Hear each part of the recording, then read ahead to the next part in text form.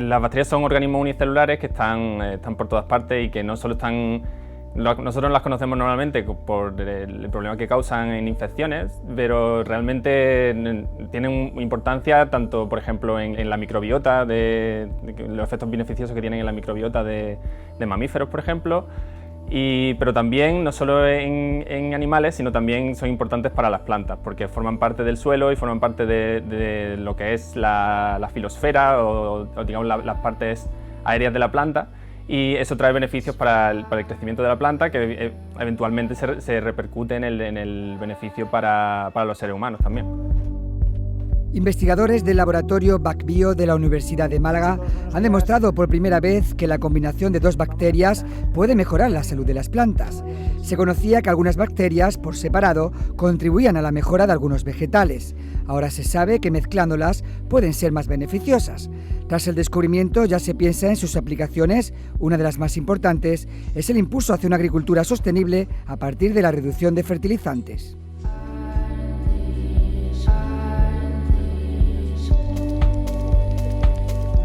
Nosotros estamos interesados en conocer cómo las bacterias se comunican entre ellas y forman comunidades como las que puedan formar los humanos, ¿no? Es decir, las bacterias siempre se han conocido como organismos unicelulares, pero desde hace muchísimo tiempo se sabe que son capaces de formar estas comunidades complejas donde las células viven como dentro de una ciudad, ¿no? Entonces, esto se conoce como biofilms, y estos biofilms tienen un impacto, pues imaginaros, en cualquier superficie donde se estén formando. Pueden ser, por ejemplo, en instrumentación médica, puede ser, por ejemplo, también en relación a humanos, puede ser en relación a plantas, etc.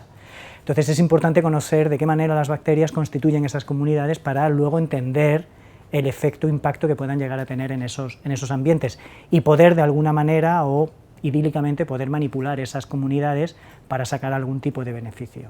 Entonces ese es realmente, digamos, la base de nuestra línea de investigación, es conocer cómo las bacterias constituyen esa comunidad. Y a partir de ahí, nosotros lo que pretendemos es aplicar esos conocimientos en la implementación de modelos de agricultura sostenible, que lo que buscan es reducir el uso de pesticidas y compuestos químicos, que como ya sabemos, bueno, pues tienen una serie de problemas medioambientales a los cuales pues hay que prestar atención. En cuanto a especies de bacterias hay muchísimas, todas las que quieras, realmente. Se dividen generalmente en dos grandes grupos, que son las gram positivas y las gram negativas. Aquí en nuestro laboratorio concretamente trabajamos con bacterias gram positivas, que se diferencian del resto porque tienen una pared celular más gruesa, básicamente. Y estas bacterias, concretamente el grupo en el que nosotros trabajamos, nos centramos en Bacillus, que son un grupo de estas bacterias que, en el caso de una especie con la que yo trabajo, que es Bacillus subtilis, se ha utilizado como modelo para el estudio de bacterias gram positivas a lo largo de muchos años. Lo primero es tener una pregunta biológica que quieres contestar. ¿Es posible mejorar el comportamiento de estas dos bacterias juntas? Entonces, a partir de resultados previos, nosotros elaboramos una hipótesis. Esa hipótesis era que la armadura podía estar protegiendo a una de ellas frente a la otra. Entonces empezamos a hacer los experimentos en el laboratorio que van encaminados a contestar esa pregunta. Una vez que vemos los primeros resultados que salen de esos experimentos, ya empezamos a preguntarnos por qué ocurre esto, es decir, qué es lo que hay en una de esas bacterias que hace posible, ¿verdad?, esta comunicación. Y entonces vamos profundizando cada vez más. Entonces, evidentemente, esto es un proceso relativamente lento, donde alguna de las hipótesis que lanzamos o preguntas pues no llevan a ningún sitio, o al menos en el corto o medio plazo no llevan a ningún resultado relevante, pero otras preguntas se van contestando y nos van permitiendo avanzar, ¿vale? Eso es lo que nos hizo, por ejemplo, buscar colaboraciones con otros grupos de investigación que nos ayudasen a entender lo que estaba pasando, pero desde otros puntos de vista.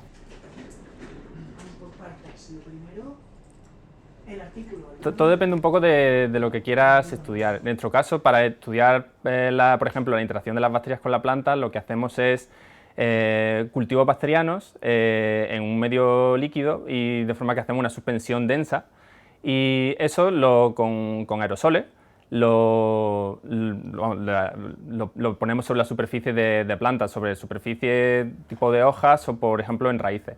Y a continuación pues podemos ver varios parámetros, por ejemplo, cómo persiste esa bacteria en la planta a lo largo del tiempo, si hay alguna respuesta por parte de la planta en cuanto a activación de mecanismos de defensa, si hay mayor o menor desarrollo de patógenos. Trabajamos principalmente con 5 o 6 bacterias distintas, ¿vale? Y nosotros en nuestro caso nos hemos centrado principalmente en el huésped, que sería el melón, más que sobre otras cucurbitáceas como el pepino. Es decir, nos hemos centrado directamente en ver qué efecto tienen sobre el melón.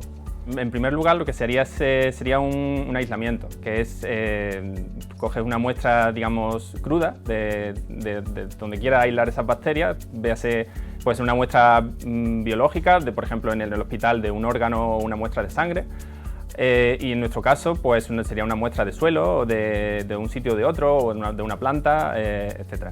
Y eso a continuación se lleva al laboratorio y se procesa, y posteriormente el procesado de esa muestra se siembra en placas con medios de cultivo diferenciales para aislar unos tipos de bacterias u otras.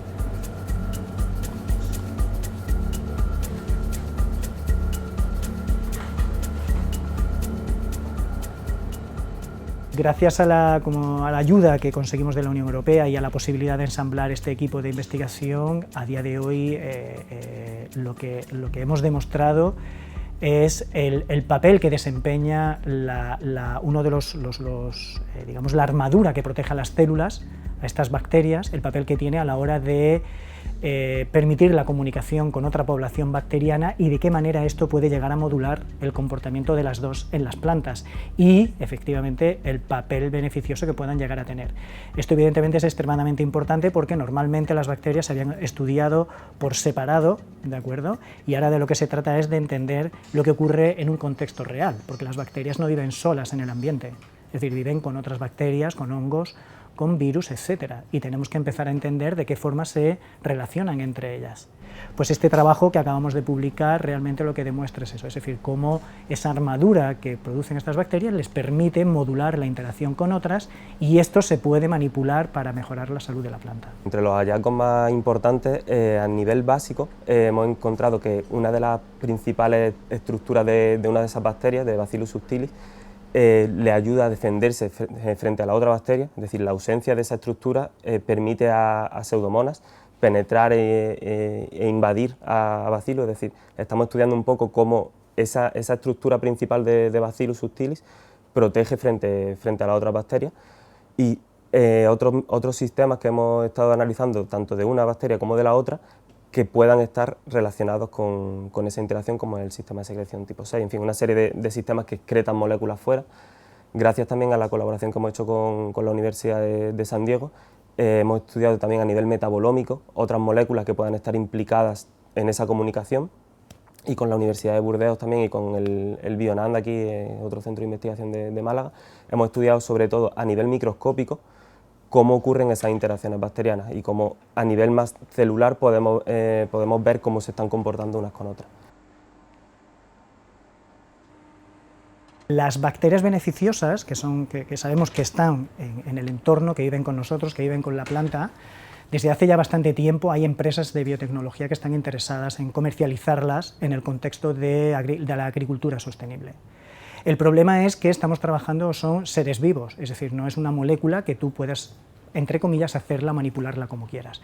Tienes que tener en cuenta que tienen un ciclo de vida, que se tienen que adaptar a un entorno y que van a interaccionar con otro ser vivo que es la planta. Es por tanto importante conocer realmente cómo la bacteria cumple con todos estos requisitos. Sabemos que los pesticidas y los agroquímicos son buenos para la agricultura en el sentido de que aumentan el rendimiento, permiten obtener mayores rendimientos de las cosechas, pero sin embargo tienen un efecto negativo para el suelo y para el ecosistema, porque son contaminantes en muchos casos.